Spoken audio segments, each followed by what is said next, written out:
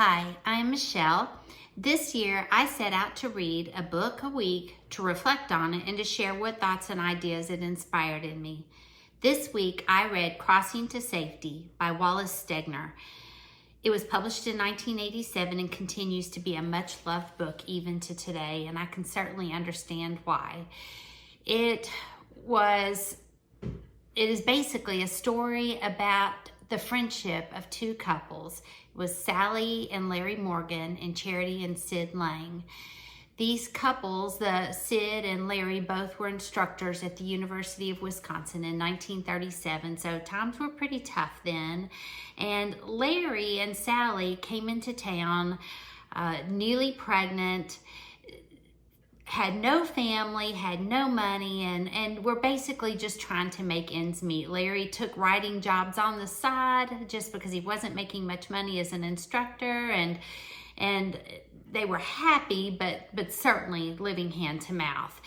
Enter the Lang family, Charity and Sid, who just immediately took them under their wings, loved them from the get-go. Charity, also pregnant, just loved them and brought them into their circle almost right away.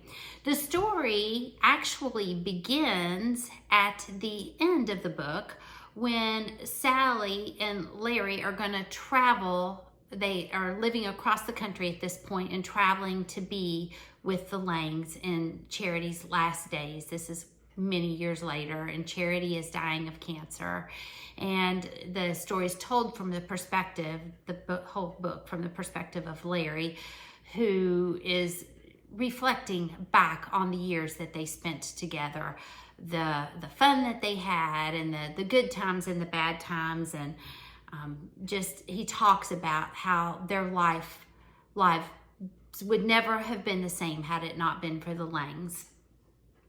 Overall, I would say this book for me was just kind of a really cozy read. It was certainly not a page turner to speak of, but it kept drawing me back to it. I really did love this book. It was beautiful and it was meaningful in so many ways, in so many different areas, that there are so many things I could talk about. I could talk about Sally's and Larry's marriage. They had just the sweetest relationship. I loved reading about their relationship with each other. I enjoyed all of the rich imagery and the details about just day-to-day life and the things that they did together, and even some of the unusual things, like the time that they were in Florence and were able to see the horse-drawn carriages at the crack of dawn as the sun was coming up, those carriages coming into town with the goods for the farmer's market. That was just a beautiful part of the book to read about. And then even the part at the end, and I'm not giving anything away because you know that from the beginning that Charity is dying, but about the way she approaches death and what her final wishes are regarding how she wants to live her final days and how she wants things to go after she passes, and even what she's requiring of the people that she loves, and all of that was so good. But perhaps what I would really think was the most meaningful part of this, Stegner actually writes a book that Charity kind of describes herself. Larry becomes a writer, and she says to him at some point in the book, she says, why don't you just ignore all that stuff that so many modern writers concentrate on and write something about a really decent, kind, good human being living a normal life in a normal community, interested in the things most ordinary people are interested in: family, children, education, good, uplifting entertainment. And I feel like in many ways that is the kind of book that Stegner wrote. It is about their lives together, and about, for me, the wisdom of this book is in the lives, the character, the experiences that these four friends had together. And it's in knowing that life is so much better when it is lived in community and with good friends.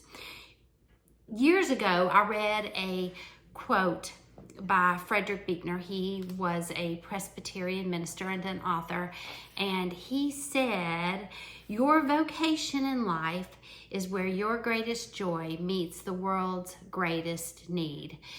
And when I first read that years ago, I answered that question one way, as far as what the world's greatest need is, and I wasn't wrong then. I was just at a different place in my life and I saw things differently. But right today, I would probably answer that a little bit differently.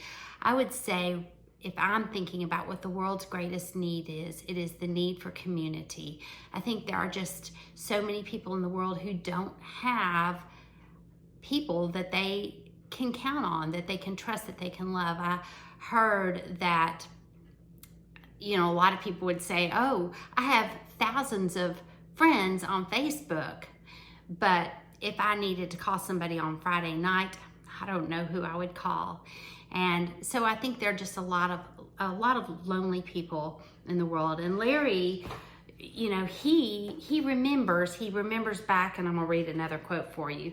He talks about when he and Sally first arrived in Madison. He said, "We straggled into Madison, Western orphans, and the Langs adopted us into their numerous, rich, powerful, reassuring tribe. We wandered into their orderly Newtonian universe, a couple of asteroids, and they captured us with their gravitational pull and made moons of us and fixed us in orbit around them." And then he goes on to talk about that, and he says, "We became better people for it. We thought better of ourselves. We thought better of the world." And I do believe that when we live in good community, we become better people. We become like the people that we want to be. And we look at the world better. The world becomes better when people are living in community. I grew up in church, and I know that there are people maybe who are watching this who were in church and did not have a good experience. That was not the case with me. I grew up in a very, very strong community. I remember there's actually not a lot that I remember about specific lessons that I was taught. I don't remember necessarily a lesson that my Sunday school teachers taught me or something I heard in a sermon, but what I definitely remember is how I felt when I was there. I remember feeling like I was a part of something bigger than myself. I remember feeling loved. I remember feeling accepted. And I remember knowing that I was part of a community. And not because of anything I had done or because I was a great kid. I could actually be a little snooty, but because I was just a person. I was a kid and I was worthy of love. And growing up in that community, I'm so grateful for that. I realized that I am a stronger person because of that experience. And when I think about the world's greatest need, I think that is it. That is what people need. Maybe we don't know how to do community today. Charity grew up in a really, really strong community in this book, and I actually want to read to you another part of the quote. It's in chapter 12. Chapter 12 talks about summers at Patel Pond, and I love this chapter. If you do yourself a favor, if you don't read any other part of this book, read chapter 12. It just describes such an idyllic existence. Since they were on an academic calendar, they could take their summers off and go stay there. And Larry Morgan describes those summers as just the ideal balance of work and play and rest and friendship and love. And it just, when you read it, you think, oh, this is how life was meant to be lived. But I want to read to you, as he's reflecting on it, how his first impression of it was. He said, "Here relatives swarmed like termites. The first time we went along on a Folsom Hill picnic, I thought Charity must have invited half the village. But no, they were all Langs and Ellises, mostly Ellises. They perched on logs and stones, sprawled on blankets, hid and raced with the kids playing prisoner's base or kick the can. what confidence they had, how fully they belonged. So it was just a strong community, a strong family community to begin with that she grew up in. But then he goes on to say, that tribe whose size and energy amazed us equally with their courtesy. Happily, eagerly, they expanded their circle and let us in. And the result for Larry and Sally, he said, is that we were able to put our failures behind us and able to move forward. They had experienced some tough times in Wisconsin, and they were able to put that behind them. And I feel like when we are in community, we are able to, we know life throws us curveballs sometimes, but it's easier to stand up and move forward when we're doing it with people who love us.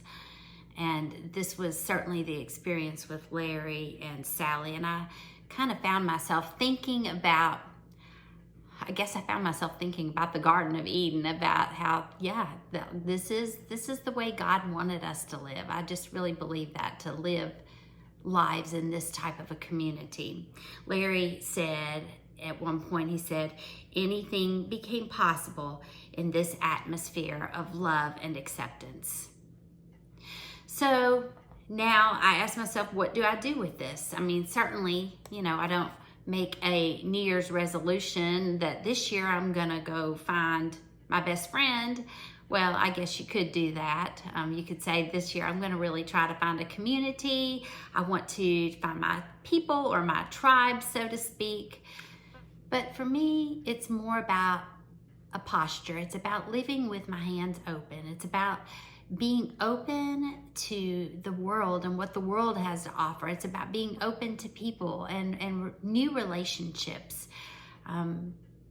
We've always told our children, if you want to have good friends, the easiest way to do that is just to go out there and be a friend. It's about wanting to, as Larry said, unhinge the jaws of my circles and maybe welcome new people into my circles.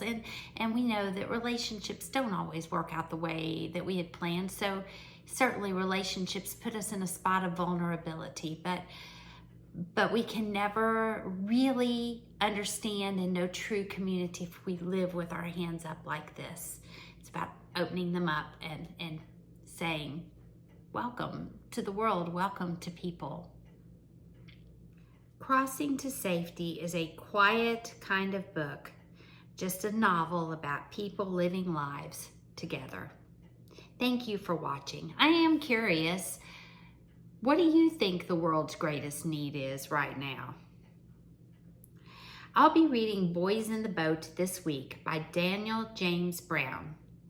I just finished reading Crossing to Safety by Wallace Stegner, and it was a book worth reading.